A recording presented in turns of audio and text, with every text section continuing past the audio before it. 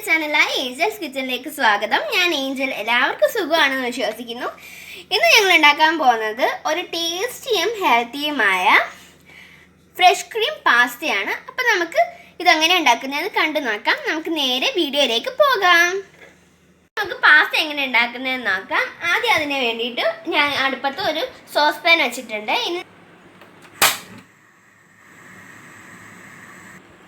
അപ്പോൾ നമ്മുടെ പാൻ ചൂടായിട്ടുണ്ട്. ഇനി നമുക്ക് അതിലേക്ക് ഒലിവ് ഓയിൽ ചേർത്ത് കൊടുക്കാം.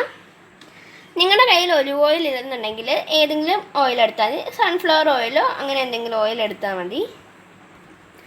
നമ്മുടെ എണ്ണ ചൂടായിട്ടുണ്ട്. അതിലേക്ക് ഒരു സവാള ചെറുതായിട്ട് അരിഞ്ഞത്, ഇഞ്ചി, കറിവേപ്പില ഇതൊക്കെ ചേർത്ത് കൊടുക്കാം.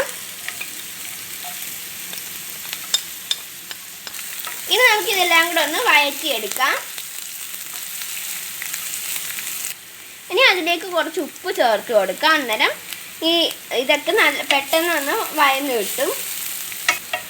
ഈ ഉള്ളിയും ഇഞ്ചിയും കറിവേപ്പിലയൊക്കെ ചെറുതായിട്ടൊന്ന് വഴന്ന് വന്നിട്ടുണ്ട്. ഇനി നമുക്ക് അതിലേക്ക് ക്യാരറ്റ് ചേർത്ത് കൊടുക്കാം. ഒരു ക്യാരറ്റ് ചെറുതായിട്ട് കട്ട് ചെയ്തതാണ് ചേർത്തിരിക്കുന്നത്. ഇനി കുറച്ച് ക്യാബേജ് ചെറുതായിട്ട് കട്ട് ചെയ്തത് നമുക്ക് ഇതിനകത്തേക്ക് ചേർത്ത് കൊടുക്കാം. കുറച്ച് ബീൻസ് ചെറുതായിട്ട് കട്ട് ചെയ്തത് ചേർത്ത് കൊടുക്കാം. ഇനി നമുക്ക് ഇതെല്ലാം കൂടെ നന്നായിട്ടൊന്ന് മിക്സ് ചെയ്ത് കൊടുക്കാം. അപ്പോൾ നമ്മുടെ വെജിറ്റബിൾസ് ഒക്കെ ചെറുതായിട്ടൊന്ന് വഴന്ന് വന്നിട്ടുണ്ട്. ഇനി നമുക്ക് അതിലേക്ക് തക്കാളി ചേർത്ത് കൊടുക്കാം.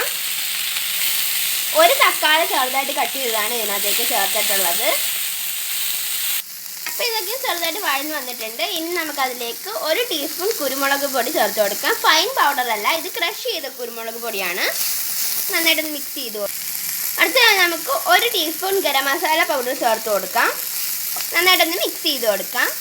ഈ 2 മസാലകളെ നമ്മൾ ഇതിനകത്ത് ചേർക്കുന്നുള്ളൂ.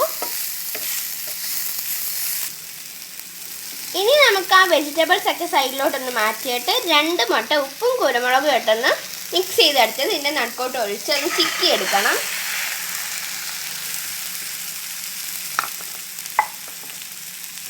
ഇത് കുറച്ചൊന്ന് വെന്ത് കഴിയുമ്പോൾ നമുക്കിന്ന് ചിക്കി കൊടുക്കാം.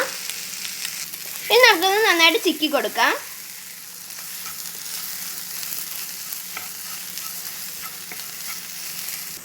ഇനി നമുക്ക് ഇതിലേക്ക് 1 ടീസ്പൂൺ സോയാ സോസ് ചേർത്ത് കൊടുക്കാം.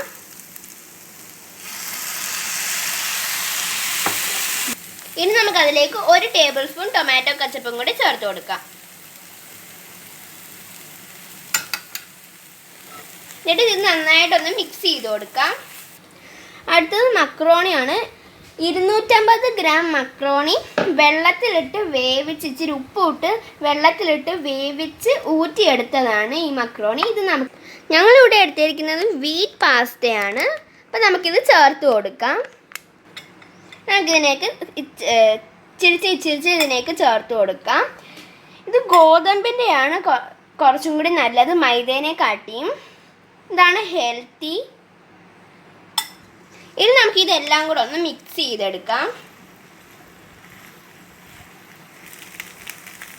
ഇനി നമുക്കിതിലേക്ക് കുറച്ച് ഉപ്പും കൂടി ചേർത്ത് നന്നായിട്ടൊന്ന് മിക്സ് ചെയ്ത് കൊടുക്കാം.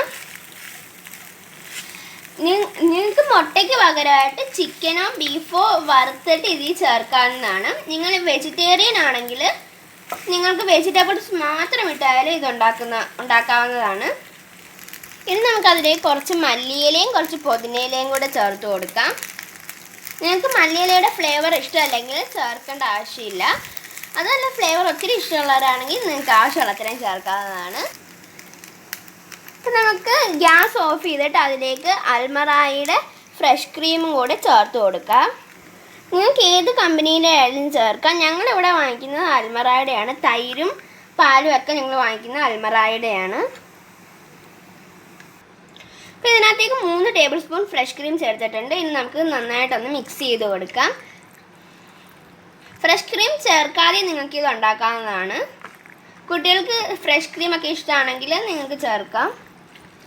ഇത് നമ്മൾ നന്നായിട്ട് മിക്സ് ചെയ്തെടുത്തിട്ടുണ്ട്. ഇനി നമുക്ക് സെർവിങ് ഡിഷിലേക്ക് മാറ്റാം. അപ്പോൾ നമ്മുടെ പാസ്ത നമ്മൾ സെർവിങ് ഡിഷിലോട്ട് മാറ്റിയിട്ടുണ്ട്. ഇനി നമുക്ക് അതിൻ്റെ മുകളിലേക്ക് കുറച്ച് ഫ്രഷ് ക്രീം ഒന്ന് അങ്ങോട്ടും ഇങ്ങോട്ടൊക്കെ ഒന്ന് ഇച്ചിരിച്ച് ഒന്ന് ഇട്ട് കൊടുക്കാം.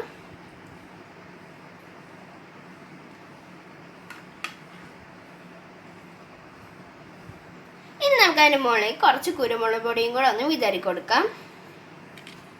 നിങ്ങൾക്ക് വേണമെങ്കിൽ മതി. അപ്പോൾ നമ്മുടെ പാസ്ത ഇവിടെ റെഡി ആയിട്ടുണ്ട്.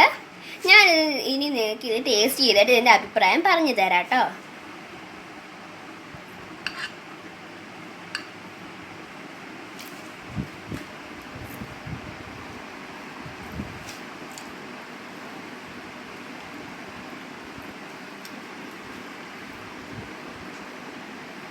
നല്ല ടേസ്റ്റ് ഉണ്ട്. കുട്ടികൾക്കൊക്കെ വളരെ ഇഷ്ടപ്പെടുന്ന ഒരു പാസ്ത ഇതാണ്. അപ്പോൾ എല്ലാവരും ഇത് വീട്ടിൽ ട്രൈ ചെയ്ത് നോക്കണം. ഇത് വളരെ ഹെൽത്തിയാണ്.